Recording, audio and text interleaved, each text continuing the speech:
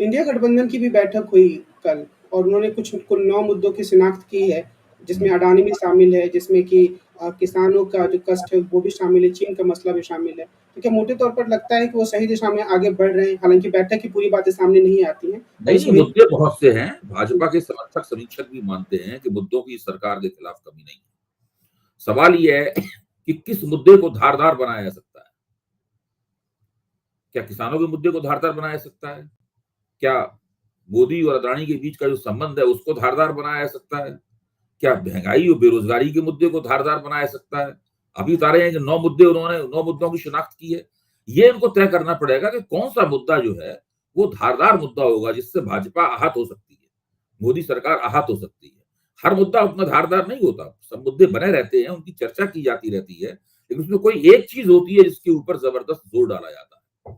तो वो अभी इन लोगों को तय करना है।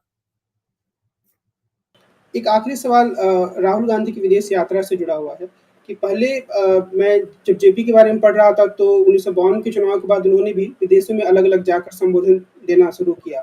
तो ये जो हमारे नेता, खासतौर पे विपक्ष के नेता जब विदेश जाते हैं और विदेश में वहाँ लोगों से संवाद करते हैं, यूनिवर्सिटीज़ में जाते हैं, तो क्या इससे व्यापक स्तर पर उनकी राजनीति को यानी कि विश्व स्तर पर उनकी राजनीति को वैधता मिलती है? आखिर वो कौन से लक्ष्य हासिल कर सकते हैं इससे जो राहुल गांधी तय देखिए, करते हैं? दुनिया जयप्रकाश नारायण के जमाने में तो दुनिया इतनी जुड़ी हुई भी नहीं थी।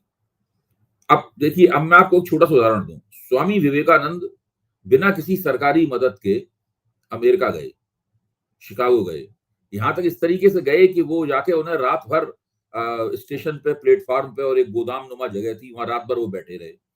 सवेरे उठ के उन्हें उस जगह जाना था जहां पे शिकागो में उनका भाषण था, और उनके भाषण को आज तक दुनिया याद करती है। तो मंच कोई भी हो, सवाल ये है कि आप बात क्या कहना चाहते हैं। आप भारत के अंदर कहें या विदेशों में कोई बात कहें, जो मंच क्या होगा। आप देखिए, भारत की आजादी के लिए चलने वाले बहुत से आंदोलन विदेशों से चले थे। जो इंडिया हाउस था वो उनका उनका अड्डा था। तो देश विदेश का प्रश्न नहीं है। और अब तो विवेकानंद और जयप्रकाश नारायण के जमाने के मुकाबले दुनिया बहुत जुड़ी हुई है। अब तो दुनिया के किसी भी कोने में पत्ता खड़कता है और यहाँ पर बैठे हम लोगों को बात पता लग जाती है। वो लोग अपने बगल के शहर के बारे में कम जानते हैं, और यूरोप के और अफ्रीका के देशों के बारे में ज्यादा जानते हैं, क्योंकि सूचना क्रांति हो चुकी है।